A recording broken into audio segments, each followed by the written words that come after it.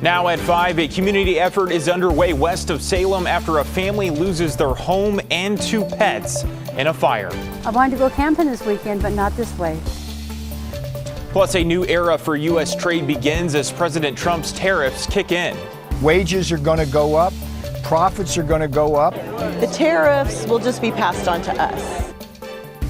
And a local nonprofit raises concerns as the Trump administration cuts funding to immigration support groups. It's just one more thing, one more pain point to them. Thanks so much for joining us here at 5 on this Sunday. I'm John Adams. A family is left struggling to make ends meet after a fire ripped through a home they lived in for decades, now leaving an elderly couple living in a trailer. Our Celine Stevens spoke with the family today and is here now with more. Celine? John, I saw the home today and it was just devastating. That fire completely destroying the garage and spreading into the home, leaving just half of it completely burned and reeking of smoke. A couple dogs were also killed in the fire, and now the 4 people who lived in this home are now in need of the community support as they figure out what to do next. The flames were just shooting out of the front garage door by the time I got out. On Wednesday, April 2nd, the home Bobby Molina and her family have lived in for over 20 years in Independence went up in flames. It was about 7:30 and I smelled something. The kids had just left and I thought they'd left something on the stove. And I stood up and somebody's banging on my door like as mad as can be.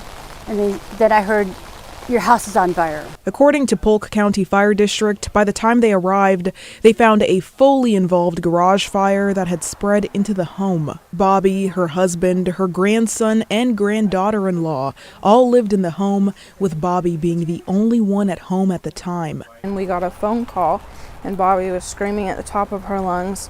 Had no idea what was going on. She didn't say anything clear, but she was yelling for her dog, Shadow. The family had several dogs, with all but 2 making it out alive. My companion dog we lost, Shadow. He was my shadow because he was always right there. Another dog, Daisy, also not making it out. Called her Wiggle Butt because she would sit there on her front paws and just wiggle her butt. I saw them bring her out of the house, and she was black. Now, Bobby and her husband are staying in a small trailer, while the other 2 stay in a motel. Right now we're dealing with trying to find a bigger living quarters. We're wanting to get at least a 30-foot motorhome or travel trailer or 5th wheel. And, that's going to be our forever home. Bobby's husband, suffering from a severe liver disease, yet still working as an agricultural worker. We have high medical bills due to my husband's illness. And, only he's the only one working. I'm retired. I wake up in the morning, what am I going to do today? It's just been a lot of stress. A lot of tears have been shed. Now, family and friends like Tracy Weston are trying to help fundraise for funds and necessities. We need financial donations or people who have some skills. Or as something comes up that we need, when we ask for it, we're trying to get the water, the sewer, all that hooked up so they can live here and be functional. The Polk County Fire District told me today that the investigation of the fire is now closed and is considered to be undetermined and accidental. The family also made a point to mention just how much they appreciate the community around them that have already stepped up to help with donations. John? Such a heartbreaking story. Thank you so much for bringing us that report, Celine. And new tonight, a historic Portland restaurant was temporarily shut down after a fire yesterday afternoon. Portland Fire and Rescue said the fire was in the kitchen of Ringside Steakhouse on West Burnside. An investigator is working to find out what caused it. As of this afternoon, the restaurant's website says they're still closed and will reopen soon. Well, from near record temperatures just a day ago to cool and soggy this afternoon. Meteorologist Joe Ranieri has a quick look at your first forecast. And Joe, what's the start of the work week looking like for us? Much like you just saw, gray, soggy, and cooler. Yeah, we saw temperatures flirting with record temperatures right around the mid 70s. Well, now we're looking right around the low to mid 50s. So big drop in our temperatures like we were telling you. But as we go into the Goose Hollow neighborhood over at Providence Park, temperature of 52 degrees. You can kind of see the gray skies there as you look closer to the West Hills. And in downtown Portland, from our Pioneer Park camera, temperature of 55 degrees. Winds are pretty light, but the rain showers are going to slowly pick up. Modeling has been pretty right on with just how much rain we were expecting to see. Last night I was telling you right around the afternoon we could be seeing close to a 1/10 of an inch of rain from the morning hours into the early part of the afternoon. Now we're looking at close to 2/10 of an inch of rain, and these numbers are going to jump up over the next few hours or so, because by the end of tonight we could be looking at another 1/4 inch. A few locations could be flirting with a 1/2 inch of rain by the end of tonight. And yeah, you can kind of see that cold front moving on shore, bringing in some widespread showers right now, and that's going to continue the rest of your Sunday night into Monday. And speaking of Monday, we're going to be looking at more showers, obviously, but also a chance to see some thunderstorms and hail because of that threat of thunderstorms. Or rainfall amounts could be jumping up a little bit by the end of tomorrow. I'll talk more about that in just a few minutes. All right, Joe, thank you. We'll see you later in the show. Yesterday morning, President Donald Trump's tariff plan kicked in. He says it's meant to bring wealth to the United States and manufacturing jobs to the American people. A baseline tariff of 10% for nearly all U.S. trading partners is now in effect. Far higher tariffs, like 46% on Vietnam, 26% on India, and 20% on the European Union, are set to begin on Wednesday. The reaction on Wall Street was not great. The Dow fell nearly 4,000 points since President Trump's Rose Garden announcement on Wednesday. But the president's senior counselor for trade and manufacturing argues this is all just temporary. We're going to have a bullish boom, and the Dow's going to hit 50,000 during Trump's term. Wages are going to go up, profits are going to go up, and life's going to be beautiful here in America. Trust in Trump. Yesterday, millions of Americans, including thousands here in the Portland metro, took to the streets to denounce the actions of the Trump administration and DOJ. Those we spoke to were not convinced the new tariffs will bring them prosperity promised by the federal government. That's ridiculous, because the tariffs will just be passed on to us. And that's the problem. Things are always passed on to us. You know, people that are rich, they don't care.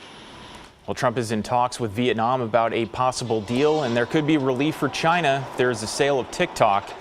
And the White House confirmed Israeli Prime Minister Benjamin Netanyahu will be in D.C. tomorrow, in part to talk about tariffs.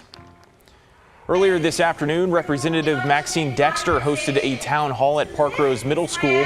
We caught up with her before it kicked off. She tells us she's heard from a lot of constituents recently concerned about the mass federal layoffs. But more recently, people are worried about how the tariffs are going to impact their finances. Whether or not they have anything in the stock market, clearly it's not a marker of economic health right now. It's unprecedented. We've never lost more than 1,500 points 2 days in a row, and the fact that our president doesn't seem to think that's a problem, I think, is concerning to a lot of folks. Well, she adds that given the Republican majority in Congress, there's not much more Democrats can do, but she argues Americans to keep up protests and rallies to help shift public opinion. Well, that follows a town hall meeting down in Sisters, Oregon, held by Representative Janelle Bynum. Attendees had the opportunity to ask questions and express concerns directly to her. She also emphasized her commitment to addressing the needs of her constituents. I'm really excited to hear from them about whatever is on their minds. And a lot of times what they do is they give me stories, and those stories fill my arsenal to go back to DC and to talk about them. And I ask them, you know, tell me everything that you can think of that's wrong. Tell me everything that matters to you. And I take those stories back to DC and elevate them. Some of the top concerns brought to Bynum during that town hall were inflation and the cost of living. And an update now on the Trump administration's crackdown on nonprofit groups that provide legal help to immigrants. We first told you in February about the Trump administration freezing federal funding for several local nonprofits that help immigrants in our area. Now the administration has actually cut that funding. Our Libby Dowsett has our update.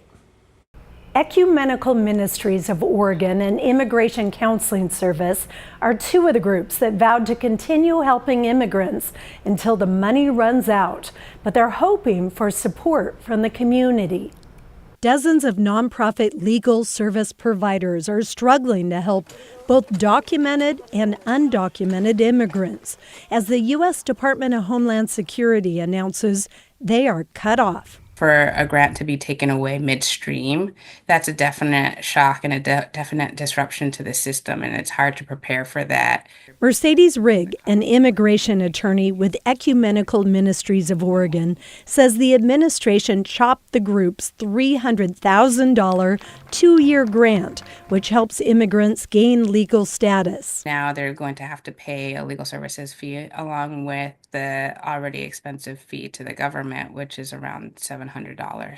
A big blow to parents like this woman, who asked us to conceal her identity to avoid the attention of ICE. She's desperate for citizenship, so her disabled adult son won't be abandoned if she gets deported. It is a struggle thinking of who will take care of your child, and more if you don't have extended family. I have a lot of friends, but they already have too much on their plates to do that. So it is hard. Attorneys say immigrant families need affordable legal help. Preparing legal documents for powers of attorney and for guardianship, just in case they are separated. The Trump administration touts its handling of border security. A new poll shows 58% of Americans approve of the president's deportation efforts. With illegal border crossings now the lowest ever recorded. But immigrants claim ICE raids don't just take illegal criminals. They don't care if you have been here for over 20 years. If you don't have a criminal record, they don't care. They just pick you up and they take you. I tell them to not open the door and to look through the peephole in the window and ask them to identify themselves. Free legal help that local nonprofit groups worry will soon be coming to an end. At this point, the plan is to show solidarity and move forward with current services for immigrants. But group leaders say they may have to reevaluate that down the road. Libby Dowsett, KGW News. Just south of Hillsborough, one person is dead after a motorcycle crash on Friday. The Washington County Sheriff's Office says it happened around 10 that night at Southwest River Road near Farmington Road. Investigators say the motorcyclist, 25-year-old Andrew Cannella, hit a tree after missing a curve in the road. They believe speed also played a part. Also on Friday, Washington County law enforcement arrested more than a dozen people following a retail theft mission. Sheriff's deputies and Beaverton police worked with local Target and Home Depot stores to identify the thieves. They ended up arresting 16 people. Of them, 4 were minors. Authorities recovered hundreds of dollars in stolen merchandise. And an update from Amtrak on its Cascade service. All of its trains have been restored and are operating on schedule. It's after it took several cars out of service late last month due to corrosion issues. Amtrak says the replacement trains are running with a limited number of cars and fewer seats. So they suggest to book in advance if you can.